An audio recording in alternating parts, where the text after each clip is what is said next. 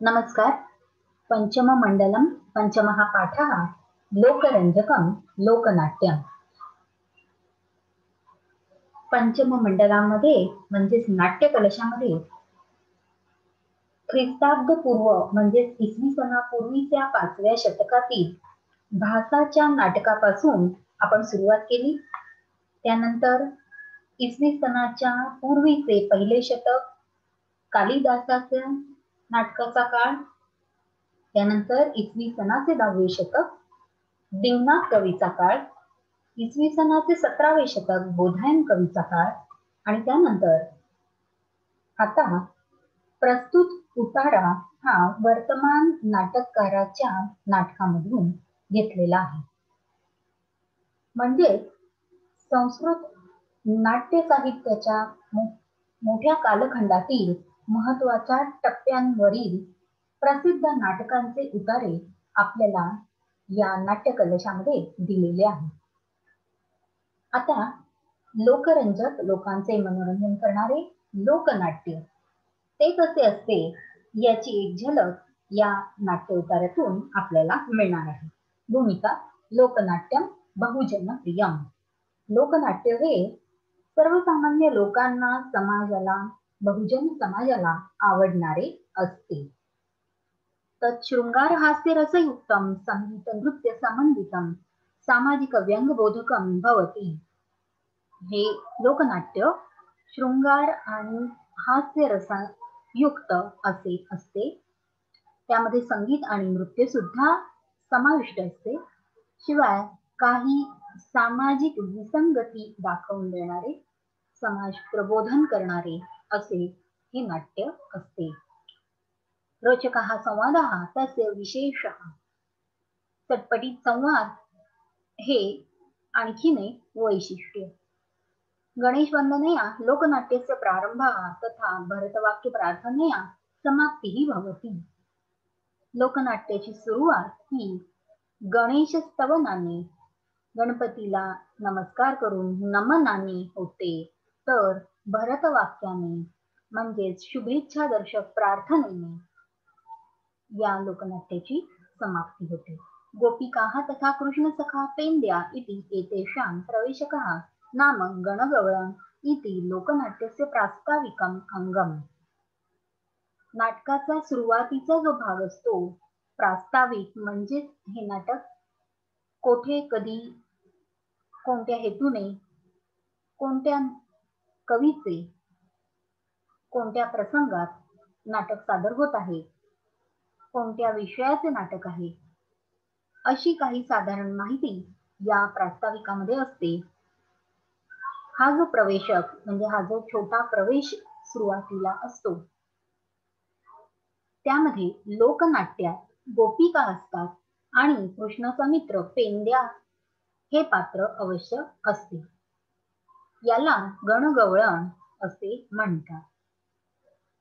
प्रभाकर महादेव भातखंडे महोदयः तस्य जन्म 049तमे ख्रिस्ताब्दे अभवत्. आधुनिक संस्कृत कवीषु अग्रगण्यः महोदयः. आधुनिक संस्कृत कवींमध्ये हे भातखंडे अतिशय प्रसिद्ध आहेत.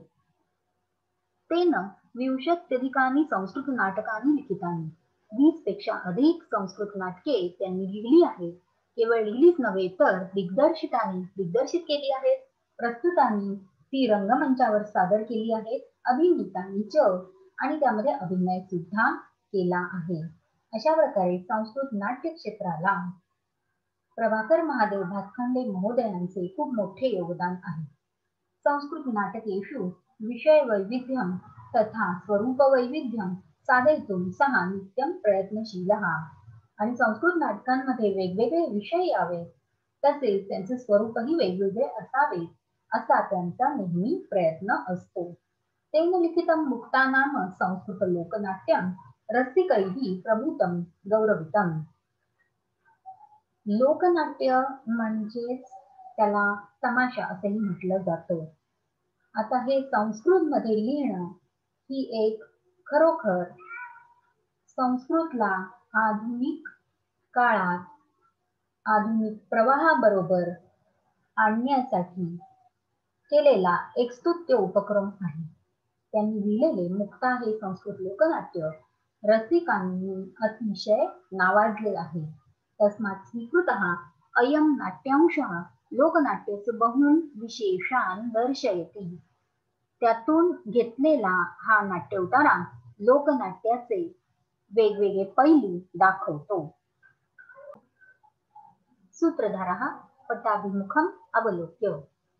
आता रंगमंचावर सुरुवातीला रंगमंचाची पूजा केली जाते आणि ती पूजा हा सूत्रधार करतोय आणि ते झाल्यानंतर पटाभिमुखम म्हणजे मागच्या बाजूला असलेल्या पडद्याकडे, अर्थातच जेथे प्रवेश करण्यासाठी नट, नटी इत्यादी भूमिका करणारे,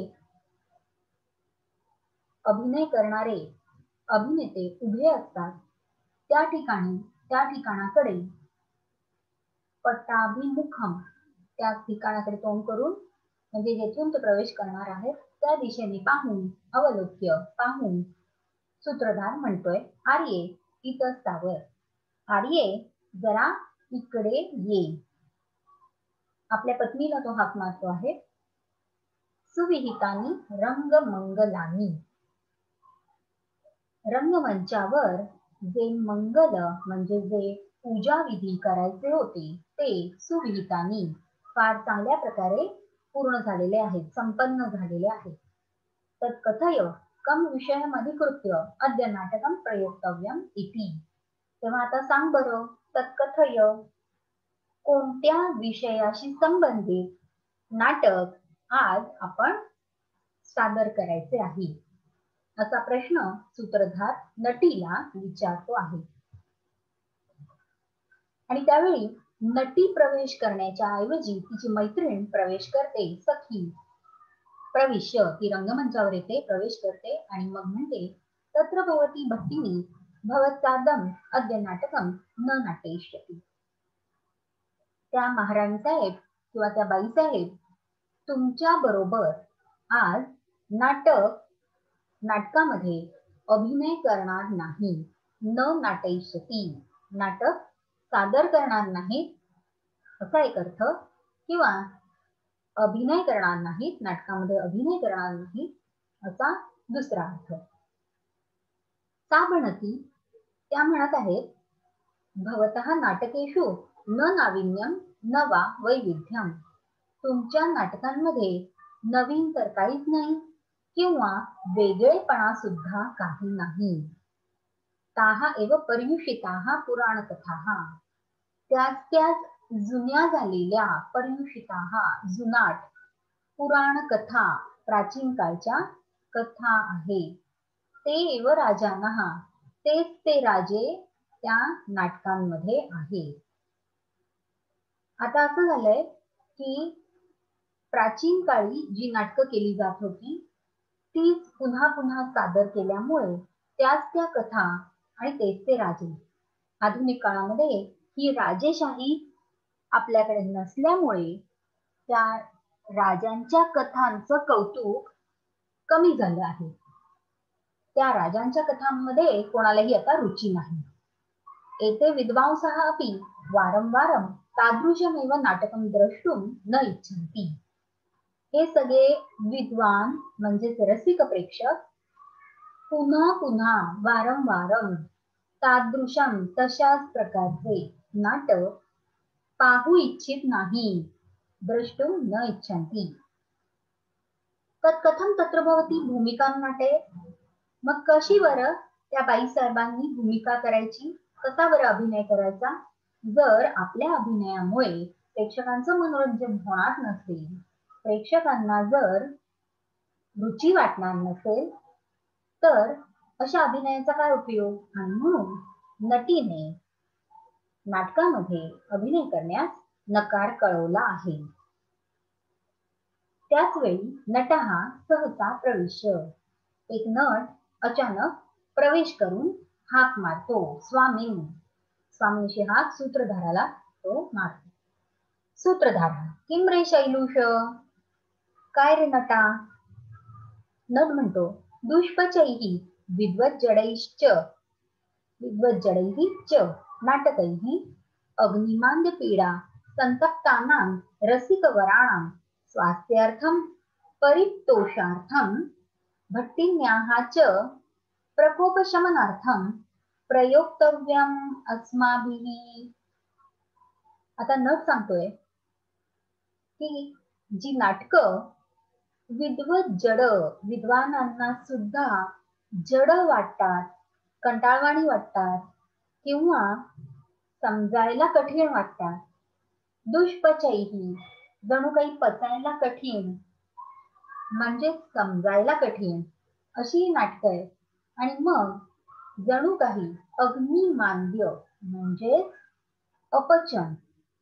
अपचनाची पीडा झाल्याप्रमाणे त्रासलेले, वैतागलेले हे रसिक श्रोते आहेत. त्यांच्या तब्येतीसाठी, स्वास्थ्यासाठी, आरोग्यासाठी आणि त्यांच्या परितोषार्थम समाधानासाठी, शिवाय बाईसाहेबांच्या प्रकोपशमनासाठी, त्यांचा राग शांत करण्यासाठी सादर करूया आपण प्रयोक्तव्यम अस्माभिः. सूत्रधार विचारतो, किम? काय बरं? नटः लोकनाट्य सादर करूया. लोकनाट्य म्हणजे तमाशा. लोकनाट्य सादर करूया. सूत्रधार हा अब्रह्मण्यम. काय हे अपवित्र? कारण त्या काळामध्ये नृत्य, संगीत, नाट्य ही क्षेत्र घरंदाज लोकांनी वगळलेली होती. त्यांना प्रतिष्ठेचं स्थान नव्हतं आणि म्हणून त्या काळातल्या समजुतीप्रमाणे तमाशा म्हणजे अपवित्र असे सूत्रधार म्हणतो. लोकनाट्यम नाम तमाशा. लोकनाट्य म्हणजे तमाशा. किम गीर्वाण भाषायां लोकनाट्यम प्रयोक्तव्यम. संस्कृत भाषा ही पवित्र वेद पुराणांची भाषा आहे. देववाणी असं तिचं नाव आहे. गीर्वाण भाषा, देवांची भाषा अशी भाषा आहे आणि त्या भाषेमध्ये लोकनाट्य सादर करायचे. अर्थातच लोकनाट्य हे सर्वसामान्य लोकांसाठी असते, त्यांच्या मनोरंजनासाठी असते आणि म्हणून ते लोकांच्या प्राकृत भाषांमध्ये, मराठी सारख्या भाषेमध्ये आहे. संस्कृतमध्ये लोकनाट्य कसे काय सादर करायचे असा प्रश्न सूत्रधार विचारतो. त्यावर नट उत्तर देतो, नटः कस्तत्र दोषः. त्यामध्ये काय दोष आहे, काय चुकीचं आहे त्यामध्ये? सुरवाणी न केवलम विद्वद्धनम. सुरवाणी म्हणजे देवांची भाषा ही काही केवळ विद्वान लोकांचे धन नव्हे. ती जर विद्वान लोकांचे धन असती तर विद्वानांनी तिला आपल्या तिजोरीमध्ये लपवून ठेवणं योग्य होतं. परंतु भाषा हे असं धन असतं की जे तिजोरीमध्ये ठेवायचं नसून ते आपल्या बोलण्याने इतरांमध्ये, समाजामध्ये नेहमी सर्वत्र वाटत राहायचं असतं. आणि म्हणून सुरवाणी हे केवळ विद्वानांचे धन नाही, ते धन असे आहे की जे लोकांनी एकमेकांना सहज द्यावे, घ्यावे, वाटावे, व्यवहारात आणावे असे हे भाषारूपी धन आहे. ते जेवढे व्यवहारात राहील, प्रचारात राहील, तेवढेच अधिक समृद्ध होते. सापी लोकभाषा एव. ती सुद्धा लोकभाषा आहे. आता हे जे वाक्य आहे ते आताच्या काळात पण योग्य ठरतं आणि प्राचीन काळात सुद्धा हे वाक्य योग्यच होतं. प्राचीन काळात खरोखर भारतात संस्कृत ही व्यवहाराची भाषा होती. सर्वसामान्य लोकांची, मग त्यामध्ये शेतकरी असेल किंवा समाजातील इतर घटक असतील, या सर्वांची भाषा संस्कृत होती. आणि त्यामुळे जरी तिचं नाव सुरवाणी, गीर्वाण भाषा, देववाणी असे असले तरी प्रत्यक्षात ती लोकांची भाषा होती. म्हणून हे वाक्य प्राचीन काळच्या दृष्टीने सुद्धा योग्य ठरते. आधुनिक काळात सुद्धा हे वाक्य योग्यच ठरते. याचं कारण भारतीय संविधानामध्ये म्हणजे भारताच्या घटनेमध्ये इतर भारतीय भाषांच्या बरोबरीने संस्कृत ही सुद्धा आधुनिक भाषा म्हणून मान्य केलेली भाषा आहे.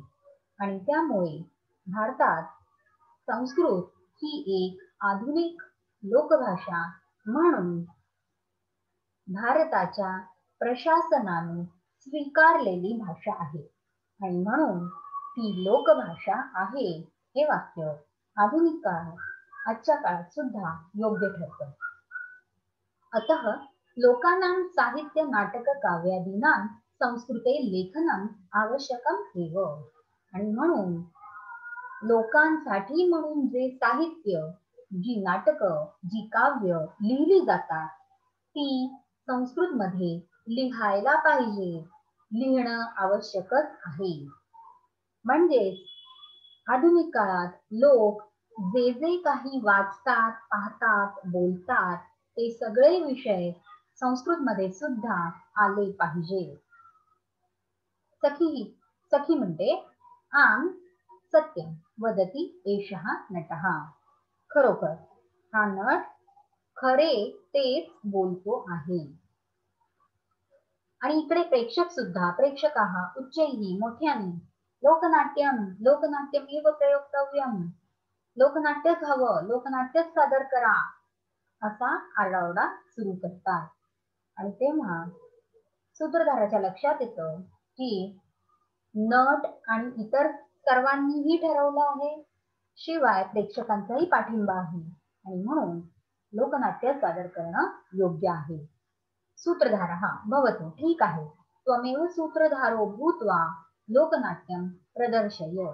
तेव्हा आता तू सूत्रधार हो आणि लोकनाट्य सादर कर, प्रस्तुत कर, असं त्या नटाला सूत्रधार सांगतो. नटः स्वागतम. नट या सूचनेचं स्वागत करतो. आणि मग आता सुरुवात करण्यासाठी प्रेक्षकांच्या स्वागतासाठी तो म्हणतो, स्वागतम सुहृद्भ्यः रसिकवरेभ्यः. सर्व मित्रांचे स्वागत आहे, सर्व श्रेष्ठ रसिकांचे स्वागत आहे. यथादिष्टं भवद्भिः लोकनाट्यम एव प्रयुज्यते. जसा आता तुम्ही आदेश दिलात त्यानुसार लोकनाट्यच सादर केलं जात आहे. पटाभिमुखम वीक्ष. आता तो पडद्याच्या बाजूला तोंड करून पडद्याकडे बघून म्हणतो, ऐ भट्टिनी नटाः चेटाः गायकाः वादकाः नर्तकाः आगच्छत. सगळ्यांना हाक मारतोय तो, अहो बाईसाहेब, नटांनो, दासांनो, गायकांनो, वादकांनो, नर्तकांनो, सगळ्यांनी या, सर्वे प्रविशन्ति. आणि त्याने अशा प्रकारे हाक मारल्यानंतर हे सर्वजण प्रवेश करतात. आता यानंतर गणपतीचे नमन सादर केले जाते. सर्वजण येऊन रंगमंचावर येऊन हात जोडून उभे राहतात. आणि आता गणपतीच्या वंदनेचा, गणेश वंदनेचा श्लोक. गणराज सकल नंदन. हे गणराजा, हे सर्वांच्या आवडत्या देवा, हे देव, अरे देवा, सुरवर, हे श्रेष्ठ देवांमध्ये सुद्धा श्रेष्ठ अशा देवा, सिद्धी बुद्धी रमण, सिद्धी आणि बुद्धी यांचा पती असलेल्या हे देवा, गणपती, हे गणराजा, सगळ्यांच्या आवडत्या सकल नंदन अशा हे देवा,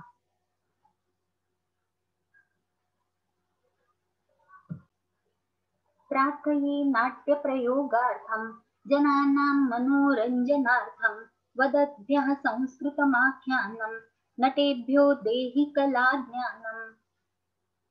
या गणराजाला नमस्कार, गणराजाला नमन. कशासाठी? तर त्याची प्रार्थना करण्यासाठी. प्रार्थये, अहम प्रार्थये, मी प्रार्थना करतो. कशासाठी? नाट्यप्रयोगार्थम. हा जो नाट्यप्रयोग आम्ही सादर करणार आहोत, हा नाट्यप्रयोग यशस्वी व्हावा, लोकांच्या पसंतीला यावा म्हणून देवाची प्रार्थना करतो. लोकांचं मनोरंजन करण्यासाठी हे संस्कृत आख्यान जे सादर करणार आहेत, जे प्रस्तुत करणार आहेत, वदद्भ्यः प्रस्तुत करणाऱ्यांना, नटेभ्यः नटांना, कलाज्ञानम देही, तू कलेचं ज्ञान दे. गणपती ही सर्व विद्यांची, सर्व कलांची अधिष्ठात्री देवता आहे आणि म्हणून गणपतीला नमस्कार केला आहे. आणि या नाट्यप्रयोगासाठी, या संस्कृत आख्यानासाठी आवश्यक अशा सर्व कला, म्हणजे त्यामध्ये अभिनय असेल, नृत्य असेल, संगीत असेल आणि भाषेचं कौशल्य असेल, हे सर्व कला ज्ञान आमच्या नटांना तू दे, अशी प्रार्थना येथे या नटाने गणपतीला नमस्कार करून केली आहे.